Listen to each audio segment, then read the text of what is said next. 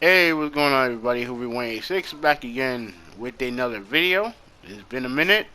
I've been mainly on my channel has been nothing but overrated podcast stuff. That actually will change because me and Traditionalist 101 have our own overrated podcast channel. I'll put the link in the description. Um, yeah, so definitely we're doing that now as we speak. So the podcast will be on that channel for now on. Like I said, I have the link for it, and we have a lot to talk about, including this. And like I said, with the channel move, it actually frees up more time for me to do videos like this. Plus, you know, add more gameplay to the channel because as of right now, I am a proud owner of a PlayStation 5. A long time coming. We've been looking for this thing for a while. I'll go into more detail on that on the channel on the overrated podcast on Monday. No, it's normally on Mondays, so we'll talk deeper into that, and we'll talk deeper into this. But I'll give you guys my 2 cents right now. Now, some time ago, it was a Bloomberg News, aka Jason Schreier, kind of detailed a change when it comes to PlayStation Plus. It was going to be pretty much them combining Plus and PlayStation Now, and Sony has now pretty much confirmed it, with the change I think going to take place in June. Now, pretty much is separated within 3 tiers. PlayStation Essential. I don't know why they didn't call it bronze, silver, and gold. I don't get that, but whatever. Essential is pretty much what PlayStation Plus is now. You get 2 to 3 free games a month. Get the opportunity to download them. Yada yada yada. Right. Then you have Extra, PlayStation Plus Extra, which is pretty much adds the play like pretty much 400 and growing PS4 and PS5 games. Right. And then Premium is that those two tiers plus 340 plus PS1, PS2, PS3, and PSP games, right? So here's the thing, right? Here's my overall thoughts. By itself, when you really think about it, when you really think about the subscription service from an outsider's point of view, now this is actually not a bad deal. Not a bad deal, right? Like you get pretty much what 700 games in the service. If someone who has no real experience with PlayStation and the brand, that's a perfect way to. I wouldn't say perfect, but it's the best way to jump them off into dive into the PlayStation ecosystem, right? Now, as someone who's lived through the PlayStation brand, who's grown up with the brand, and someone who would be the target audience for this, I can tell you that I really have no desire upgrading to the premium tier or the extra tier.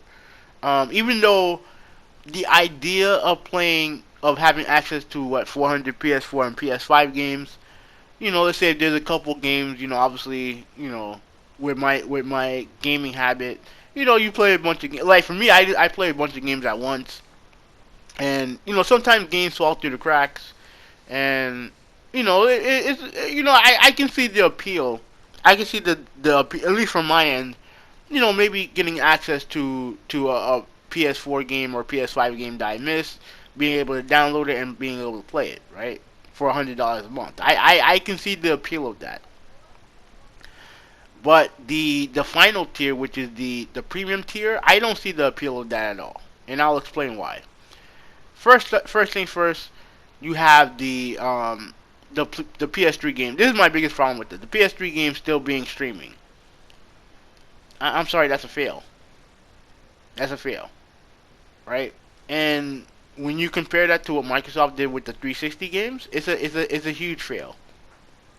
You're talking about one company who has been able to improve those games, and the other company who's only offering streaming for the equivalent of those games. And to me, that's a fail in my opinion. And also I gotta be frank. I don't think the PS1, PS2, and 3 PS and PSP offerings that they've offered so far has been anything were special. And I know there's a lot of red tape. I know there's a lot of stuff, licensing stuff that they have to deal with, and it's the reason why Microsoft stopped their backward compatibility program. But the facts are is that if you're gonna offer it, you gotta do it. You gotta at least make it appealing. And to me, at least to me, it's not that appealing. And to me, the only way that I can see, for at least for me, the only way I can see myself buying essentials, not essential, the PlayStation Premium package is if they add more third party content to it. Let's say for example if they got Sega and you get like a slew, it has to be a lot though. It has to be a lot of let's say for example Dreamcast games on there. You know what I'm saying? Like and I don't think they're gonna do that. You know what I mean? Like I don't think they're gonna do that. Like and they have to they're gonna have like to me, in order for me to be interested in this premium package, they need to do a better job when it comes to the old school content. Because the idea of paying 120 a year to have access to old games that are not going to be improved or anything like that, I just don't. Yeah, I don't see myself doing that. I just don't. And I'm sorry, streaming's not the when it comes to gaming, streaming's not ain't it. At least not for me. It ain't it for me. So yeah, like I said, like I don't want to make this video too long. We'll go deeper into it, like Ryan. Like well, let me backtrack a little bit. Let me backtrack. Um, when you have a subscription service like this, it's gonna be compared to Game Pass, right? And the day and date stuff, like honestly, it doesn't bother me. Like I said, like I don't have this like I have Game Pass I have Xbox because of Game Pass, right? Like the game, I like the game on Xbox, but they don't have the same attachment. I don't have the same attachment to those games that I do with the PlayStation games. So I don't mind getting those games day and date. Like I said, I would be more hesitant to spend full price on those games that I would on the average PlayStation game studio game, right? Especially from brands that I trust and companies like that I trust. So the day and day stuff doesn't bother me. I understand it's a deal breaker for some people. It really isn't for me. But the thing that Game Pass and Microsoft has had a huge one up on Sony is when it comes to the content, when it comes to um when it comes to seventh generation consoles and the console games, right? Like that's what PS3 and 360. That's the biggest advantage Microsoft has. And I know you definitely have some of those games on Game Pass, and they run and those games. And I have a couple. I actually only really have two. Um, what is it called? Skate 3 and King of Fighters. Those games run really well on the console. And I'm sorry, you can't like Sony can't compete with that when it comes to online streaming. They just can't.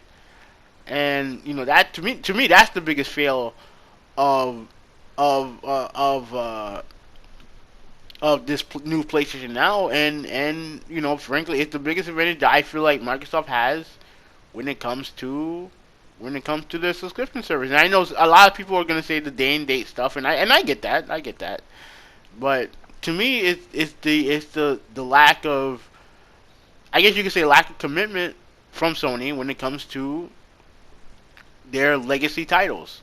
I don't see the commitment there. I really don't. And to me, the only way that you're going to do the only way I would even consider the essentials the I keep calling it essentials, the premium service, is if they do a better job when it comes to that. And if they offer something that's worthwhile, cause even with the old games, I like I don't see the appeal. You know what I mean? But it is what it is at this point. So like I said, this is the end of the video. Thank you guys for watching, by the way. Yeah, but just to end it, I'm probably gonna stick to the essential I'm probably just gonna stick to essentials, and I may, I'll think more about the extra um tier. But overall, like it is what it is. Like I like it is what it is. At the end of the day, I don't really see. I don't really have much of a desire for the last tier. But yeah, that's pretty much it. Thank you guys for watching. Enjoy the rest of the gameplay. I'm out. Peace.